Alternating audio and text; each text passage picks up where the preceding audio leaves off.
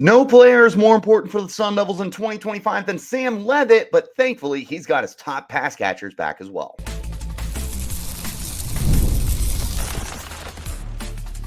You are Locked On Sun Devils, your daily podcast on the Arizona State Sun Devils. Part of the Locked On Podcast Network, your team every day.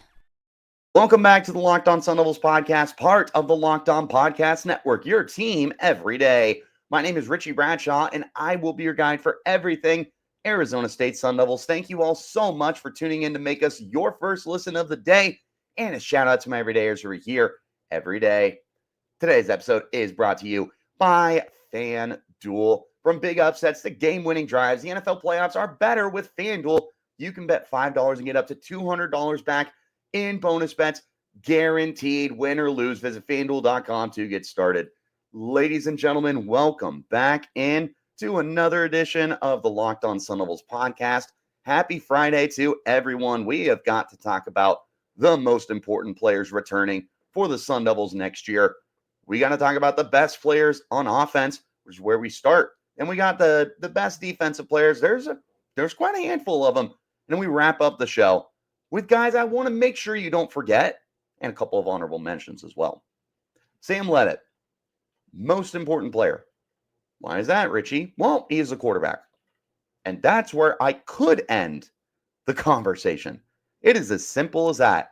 Sam Leavitt is the starting quarterback for the Arizona State Sun Devils. There it is. No other debate is needed. But let me provide you some more examples, because it's not just the fact that he's the quarterback. It's the fact that he is probably the best player on this team going into next year. Leavitt balled out as a redshirt freshman for the Sun Devils. He has got at least 3 more years of eligibility, and the best is yet to come for this kid. 2,885 passing yards, 24 touchdowns to 6 interceptions this season. And keep in mind, he tore it up over the last 6 games of the year. I mean, it was almost unstoppable. He had a rough game against Texas, if you look at the box score. I stand firm. It was way better than what he was given credit for, but still a lot to work on for sure. The accuracy, 61.7%, that needs to be better. But I mean, this was a great first year for Sam Leavitt. And again, the last 6 games of the year, he absolutely tore it up. 17 touchdowns and just 2 interceptions in that time frame.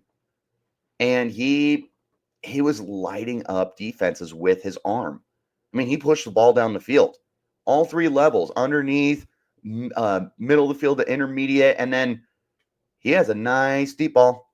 I mean, him and Xavier Guillory were hooking up for some deep passes. He had a big 43-yard completion to Malik McClain in the Big 12 championship game. He clearly can move the ball down the field. He's also a dual threat. 443 rushing yards this past season, 5 touchdowns on the ground. He also had 131 yards subtracted from him because of sack yards. So essentially 574 rushing yards. His average would also go from a flat 4 to at least a 5. I mean, he was a stud. He was phenomenal. And it's well documented how much I do not care for negative sack yards counting against your rushing yards, but that's neither here nor there in this conversation. The bottom line here is that Sam Leavitt is a great quarterback. He is a dual threat for your team. He plays the most important position, and the best is yet to come for him. Kenny Dillingham is back. Marcus Arroyo is back to continue to developing him moving forward. He's already one of the 10 favorites for the Heisman Trophy next year, and for very, very good reason. He is draft eligible as soon as next season. And if he has another season like he did, I don't think anyone could blame him if he wanted to jump into the pros and be a first-round pick. Of course, we want to see him here for the next 3 years and continue to be in contention for national titles, which is where I would wrap up the conversation for Sam Leavitt, is he gives you the best opportunity to contend and win national titles. ASU is going to be in the thick of it this upcoming year with everyone that's returning, over 50 players, 17 of 22 starters, not including rotational guys. I talked about that earlier in the week. If you haven't checked out that episode, definitely check out that episode. Make it your second listen of the day. Not only is Sam Leavitt important, he is bringing back his top 2 pass catchers. Those 2 are equally important, even if they are perceivably, quote unquote, less talented. Let's start with Jordyn Tyson. Jordyn Tyson just had one of the finest seasons that we have seen from a wide receiver in the last 5, maybe even 10 years for the Sun Devils. 75 receptions, 1,101 yards, 14.7 yards per pop, 10 touchdowns. He also missed 2 games. He missed the Big 12 championship, and he missed the Peach Bowl against Texas. I have to imagine there's at least 100 to 150 more yards that were left on the field because that was 2 really good secondaries. We also have to remember that Sam Leavitt was not shy about pushing the ball to number 0. I ask again, if you can find somewhere out there targets for Jordyn Tyson. I can see the receptions. I can't find the targets. If you find the targets, please let me know. I am still willing to bet it was over 10 a game on average. He was Sam Leavitt's best friend. And in the second half of the year, when he led college football in receiving yards right up until the end of the regular season, he was unstoppable. He's back. And this is another guy who is going to be contending for a first-round pick. I have said that he's going to be one of the main contenders for the Biletnikoff Award next year as the nation's top receiver. He's back. He's Sam Leavitt's best friend. Nothing could have been better this offseason than Tyson coming back. Nothing. Marcus Arroyo, he's back. That's huge. I think you could have figured something out. It definitely would have regressed Sam Leavitt. No doubt about that. But if you took Tyson off of this team for next year, there would be some serious question marks about whether or not Sam Leavitt had the supporting cast to help him. He's also got Shimon Mateer returning as well. Shimon Mateer, 32 receptions, 306 yards, 5 touchdowns on the year. Could have had a 6th touchdown against BYU that just dropped right off his hands. I mean, he looked like Richie Bradshaw running a route and trying to catch the football in my friend's Turkey Bowl every year on Thanksgiving. It was a really bad drop, and it could have changed that game. But, neither here nor there. ASU still got the win. That's all that matters. 5 touchdown receptions, could have been 6. Mateer was one of the go-to guys once ASU got inside the red zone and into the 20-yard line. He was also a pretty solid check down option across the middle to pick up yards. If it was a 3-yard gain, if it was a 6-yard gain, an 11-yard gain, Mateer was a very consistent player for this offense. And again, there's room to grow. It's not like that the only drop he had was in the end zone. There was a couple of other plays that I felt he could have made. There was a couple of plays that you kind of look back and you're like, oh my gosh, how did you drop that, Shimon? Like, there's room to grow, but he showed a lot of potential. I am not ready to say he's going to compete for the John Mackey Award for the nation's top tight end. I'm not ready to go there yet. But, I mean, based off of what you saw this year and assuming that there's going to be a higher target share for him, because of the 5 players who caught the most passes for ASU last year, 3 of them are gone. Jordyn Tyson, number 1, still here. Cam Scadaboo, number 2. He had 45 receptions. He's gone. Xavier Guillory was 3rd in yards, 22 receptions. He's gone. Stovall was 5th on the team in yards. He had 24 receptions. Those are gone. So that is 91 receptions that are off the board.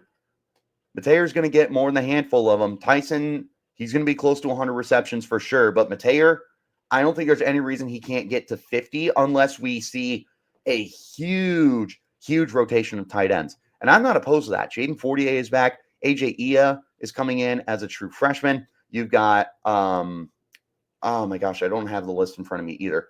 Keyshawn, it's not Keyshawn Johnson because that's the receiver. I can't remember his last name. That's going to make me really angry. He's coming in as a transfer from Kentucky. Like, they've got the depth at tight end for next year. Cameron Harpole is returning.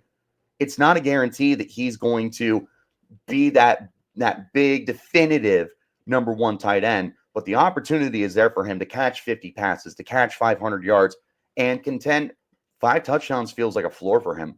If Sam Leavitt takes a step forward, maybe he does get 8 touchdowns. Maybe he does get 10 touchdowns. I don't know. What I do know is Mateer has the second best opportunity behind Tyson to lead this team in touchdowns, even over one of the running backs, because I do anticipate there's going to be a heavy rotation for the running backs. I don't know that you're going to see anyone with double-digit touchdowns, but don't be surprised there's 4 or 5 guys with 5+ touchdowns. That is another conversation for the future. Coming up next, I want to talk about the most important defensive players. There's a lot of guys. There's a handful of guys that might be even more pivotal than the rest. Before we round out the show with some don't forget about them and some honorable mentions. Coming up next, the defensive players. This is the Locked On Sun Devils podcast, part of the Locked On Podcast Network, and your team every day. Let me talk to you about TurboTax, because it's tax season. It's just about that time. This is a message from our sponsors. If you are tired of endlessly waiting and wondering and worrying about your taxes, well, now that's a thing of the past. You see, taxes don't need to be complicated or stressful. That's why TurboTax is here to change the game by matching you with a TurboTax expert who can get the work done on your return right away. There's no waiting for answers. There's no wondering if you're missing out on deductions, whether you've got one form or 20 forms.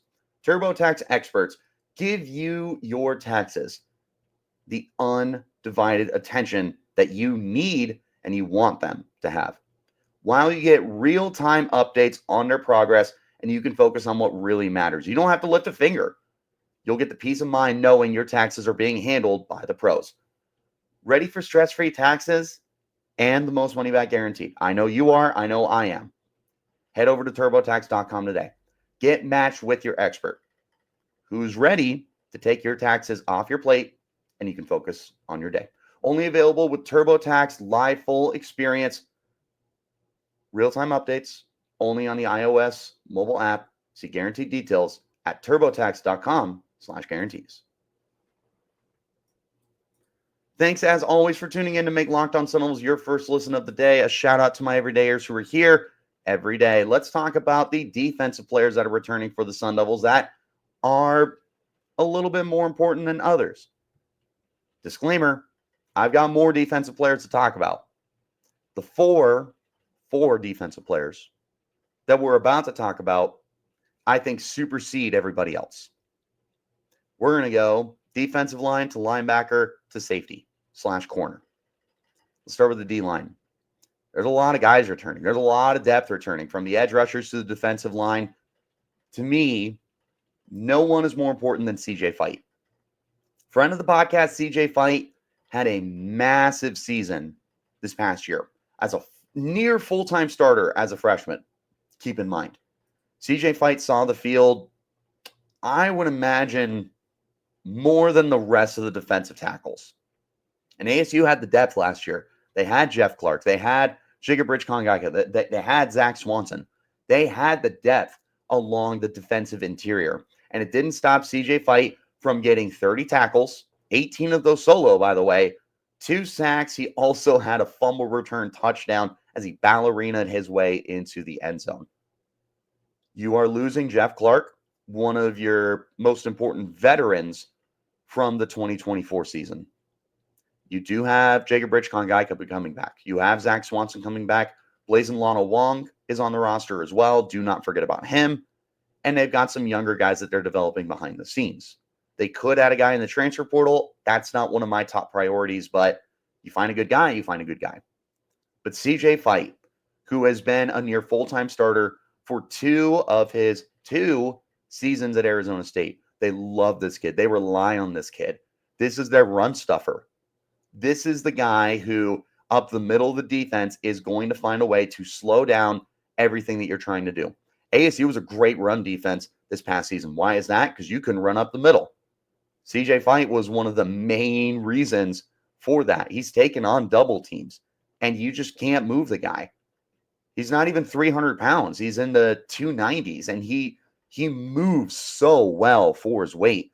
He can add 10 or 15 pounds, and I'd still imagine that he could navigate the defensive line as well as anybody else. And then because he did such a good job up the gut, and the other guys did too, it forced running backs to the outside where the edge rushers, the linebackers, and the safeties were able to guard the perimeter, and you held guys in check. With the amount of starts that CJ Fite has had for the Sun Devils, and the fact that this is his third season, not his second season, not his first season, as a near full-time starter for the Sun Devils, he is atop my list for sure. Let's talk about linebacker Keyshawn Elliott next. Keyshawn Elliott ended up 5th in tackles for the Sun Devils. He missed 2 games. He also was forced to miss the first half of the Utah game because of we'll call it what it is, a BS targeting call that was called on him against Kansas. Caleb McCullough stepped up in that game. That was a legendary game for Caleb McCullough, who one of the most underrated linebackers of the last 10 years for the Sun Devils. Neither here nor there. Keyshawn Elliott, 65 tackles, 2 sacks, an interception that he returned for 18 yards. He was a stud, man. And when he was on the field, I mean, he might have been the best linebacker out there. And ASU had good linebackers.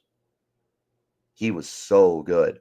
The way that he stopped the run, he was good in pass coverage. He was really good rushing the passer. Like, he brings all those tools to the table from the middle linebacker spot. He's a veteran. He's going into his senior season. He's seen it all. He's done it all between his time at New Mexico State and his time now with the Sun Devils. ASU is returning Zyrus Viaseo. They are returning Jordan Crook. They are returning Tate Romney. And they got younger guys they're developing like Martell Hughes. Keyshawn Elliott saw the most time of those players last year. Having him back is massive for this team. He is, I would potentially put, the blue dot on his helmet as the guy who's going to lead the defense this year, because Shamari Simmons is gone. Keep in mind, and Shamari Simmons was calling the defense the last 2 years for the Sun Devils. Simmons is gone. It's going to be up to Keyshawn Elliott to inherit that role. It might be someone else or a couple of guys that we're going to talk about in a little bit, but Elliott's going to have a huge responsibility next year. He's also a good football player. Corners. There's 2 of them. I can't decide which one is over the other. Javan Robinson, Keith Abney. As far as I'm concerned, that's corner 1A and corner 1B. My goodness, they had a lot of pressure that was thrown on their shoulders this past season. ASU's corner room, pretty solid, very, very young. You also were hit with some injuries. Cole Martin, who was supposed to be your starting nickel, what did he play, 4 or 5 games this year before he was knocked out for the season due to injury? You didn't get to experience him, and unfortunately, he transferred to UCLA this offseason anyways. There's not a lot of proven depth at the corner position right now. There's a lot of young talent. There's a lot of guys I'm excited for. Rodney Bimich, Tony Lewis, and Cuba are near the top of that list for me. But having Keith Abney and having Javan Robinson return for you is such a huge opportunity for ASU to really build off of what they had last year and see one of their better corner combos. ASU has had some very quality corners over the last several years. They had Chase Lucas and Jack Jones played across each other for 2 years. That was one of the best duos that I've gotten to see as a Sun Devils fan in my time of following the team. I mean, and before that, you've had Kareem Orr, and you had Chris Culliver, and you've had, was it Jamarcus Rhodes, something like that? They've had good corner play. And Javan Robinson and Keith Abney look to be the next guys to step into that role. And they were heavily relied on this past year. Despite the fact that they were both pretty inexperienced, Javan Robinson was not a full-time starter for Washington State before he transferred to ASU. And Keith Abney was probably corner 4 for ASU in his freshman year, 2023. So you're talking about a redshirt sophomore in Robinson and a true sophomore in Keith Abney, who were given the keys to the corner spots, and they said, hey, you're going to play 90% of the snaps. You're going to be responsible for going up against some really good receivers that the Big 12 has to offer. And then you got to go up against Texas and Matthew Golden and Isaiah Bond and the rest of those guys. And all things considered, they played pretty good football this year. You have to imagine they're just going to continue to get better. And with Brian Carrington back as the DBs coach, they're ready to explode. If Keyshawn Elliott does not have the blue dot, I'm pretty sure that's the phrase. If I got it wrong, please let me know. If he doesn't have the blue dot on his helmet, it's going to be Xavon Alford. First team All Big 12 this year. He went 1,000 days without playing a snap because of injuries, because of transfer rules, all of that. And yet he comes out into the season and you would have thought that he hasn't missed a single game. Second on the team in tackles, 85 of them, 2 interceptions and 5 pass breakups. That is also the vocal leader of this team, by the way.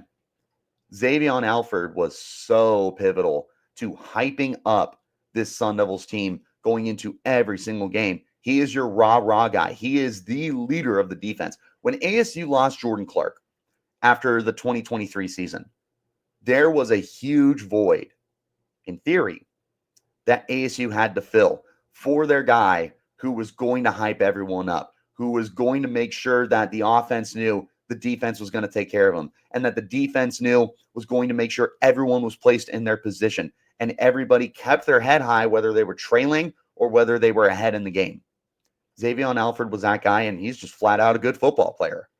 That's a pretty good combination to bring back. Good football players, vocal leaders. Xavon Alford among the most important players for the Sun Devils returning this year. If I had to make some kind of order, it would be Sam Leavitt, Jordyn Tyson. I'd probably go Alford third. If I didn't go Alford, I'd go CJ Fite.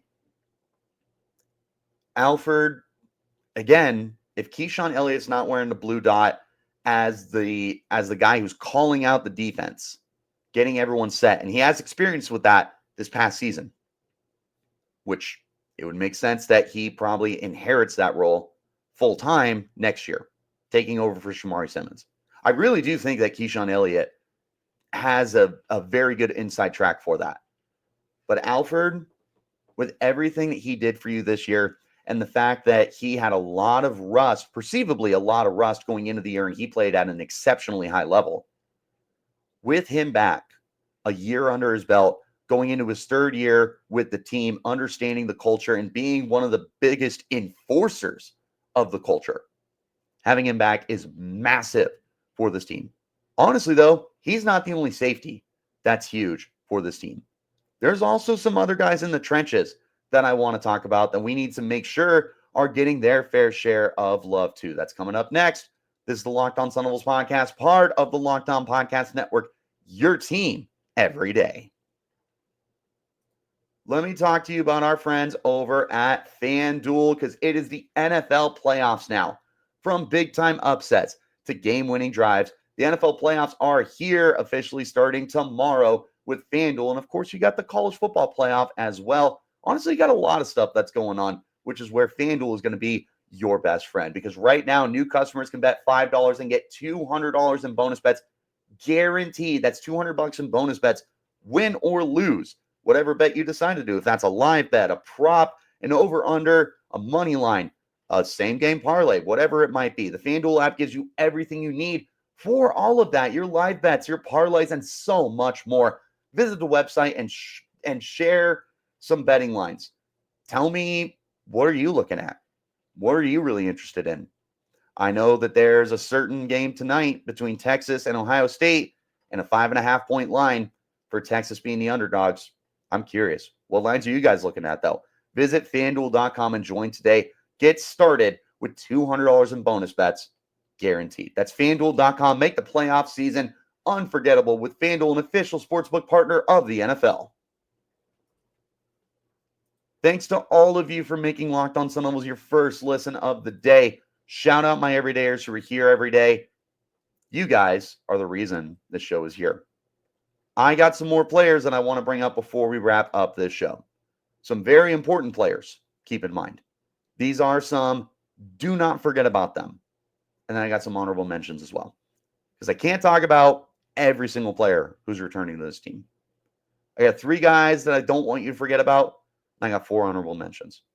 First guy, and I want to go in order from offense to defense. First guy, Kyson Brown, running back. You listen to this show every day or pretty consistently, you have heard me say on multiple occasions, whether it was in the middle of the season or the last handful of episodes, Kyson Brown, that is a really, really, really good football player and somebody that I anticipate could easily be your starting running back next year. Sure, Kanye Udo is coming in from Army. He is similar to Keyshawn Elliott for the Blue Dot. He has got an inside track to be your starting running back. But Kyson Brown is going to push him. Kyson Brown has seen a significant role in his 2 years at Arizona State. As a true freshman in 2023, he was running back 3 when DeCarlos Brooks was beat up and Cam Scadaboo was running the ball. Well, Kyson Brown was the next guy to step up. This past year, it wasn't even DeCarlos Brooks. Kyson Brown succeeded him. 73 carries, 351 yards. That's 4.8 yards a pop, 2 touchdowns. He also was a pretty decent pass catcher. 13 catches, 189 yards, and a touchdown. Keep in mind he did have a 68-yard score, but that's still, take that away, that's still over 10 yards of reception. He was good last year, and he's going to be good again this year. And he's a next-level player. He's got the size and the athleticism that NFL teams are going to be looking for. And this is a massive, massive opportunity for him to advertise himself as such. I'm selfish. I want him here for 2 more years because I am very aware of how good of football Kyson Brown is.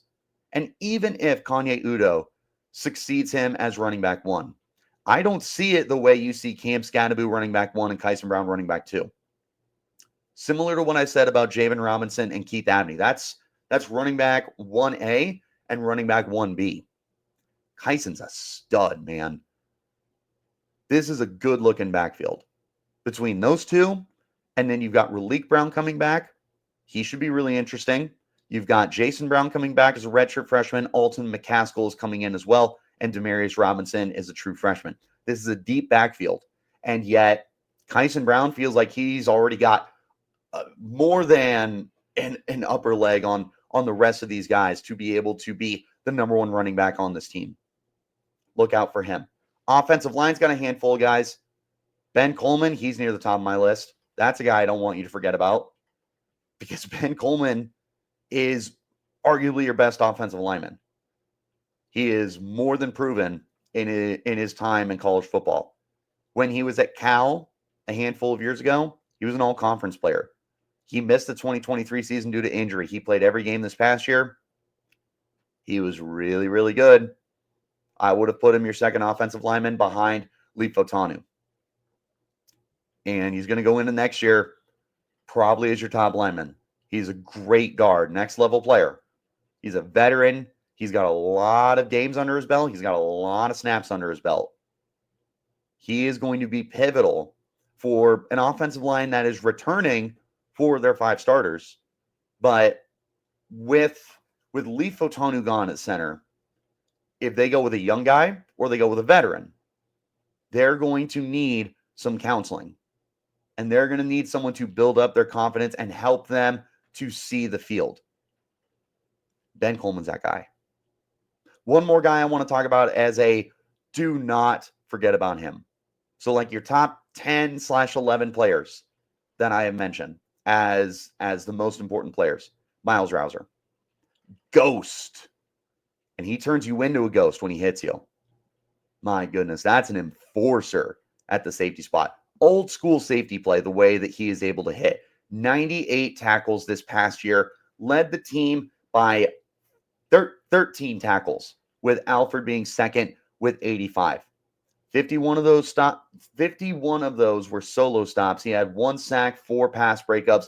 I was shocked he did not get any turnovers. I do not anticipate that to be the case again in 2025, especially because this time previously at New Mexico State, he has shown turnover potential. He's going to be right there. But having him and Alford next to each other, dynamic duo at safety. Those guys are going to be studs. And again, I think that Rowser is going to find himself some turnovers in 2025, especially if Keith Abney and Javan Robinson take, excuse me, if those two take their steps forward as corners. You're going to have quarterbacks that are forcing balls into tight and uncomfortable situations, which is going to lead Rowser and Alford to have more opportunities for turnovers. Alford, 2 interceptions. Don't be shocked if he has more. Rowser, like I said, 0 turnovers. I anticipate that to definitely go up. But him being a good tackler and him being a hard-hitting tackler, that is more than its weight in gold. That's your enforcer on defense. You're going to see these quarterbacks, now that they have a year of film watching ASU, they're going to be very cautious of finding where number 4 is on the field and identifying, hey, if I throw that ball to my check down, he's going to get blasted. And I don't know if that's worth it for the team, for him, or myself to force that situation. Having that guy, it's a big deal. 4 honorable mentions I want to throw out to you guys. Number 1, left tackle Josh Atkins. He's the left tackle. He was up and down last year. I thought he played really strong down the stretch. If he builds off of that, having him, it's just as important as having Ben Coleman be your star veteran lineman. Number 2, Clayton Smith. Number 3, Elijah O'Neal. Your top pass rushers. Each of them was able to get 4 sacks last year. Clayton Smith had 4.5, which led the team. Elijah O'Neal had 4 sacks. Those two, they're going to be your top pass rushers once again. Prince Dorbah is back. He had 3 sacks last year and missed, I think, the first 4 or 5 games of the year. He might have missed more than that, honestly. But Clayton Smith, Elijah O'Neal, they're going into their last year with college eligibility. This could be a really big year for them. One more guy I want to mention, Cyrus Fiasayu, who is probably your number 2 linebacker now that Caleb McCullough is gone. I expect a lot of Jordan Crook next year, and we didn't see Tate Romney very much after he was one of your top 5 tacklers in 2023. There should be another really good rotation of linebackers this year, but ASU favored their top 2 guys pretty consistently with Caleb McCullough and Keyshawn Elliott when they were healthy. Expect Cyrus Fiasayu to compete and potentially win that linebacker 2 job. Who am I missing? Who are the other most important players for this team? Am I lower on somebody? Let me know in the comments. You can hit me up on Twitter at RichieBrads36. You can find the podcast on Twitter as well at I already gave you mine at LO_Sun Devils. Wherever you're getting your shows, hit like, subscribe, and turn on notifications so you get the update whenever we post new content. I appreciate each and every single one of you for making Locked On Sun Devils your first listen of the day. And a special shout out to my everydayers who are here every day. Still so many more conversations coming up on the show. And next week, we got to focus on finishing up the season. I've got game balls I need to hand out. I've got stats that defined the season that I got to hand out. We got to talk at some point about the future of the running back position with Cam Scatterbo moving on. We got to talk about Sam Leavitt. We got to talk about so much more. Now it's never been a better time to subscribe to Locked On Sun Devils. I will see you all next time. Enjoy your weekend. And until then, you keep it locked right here on Locked On Sun Devils.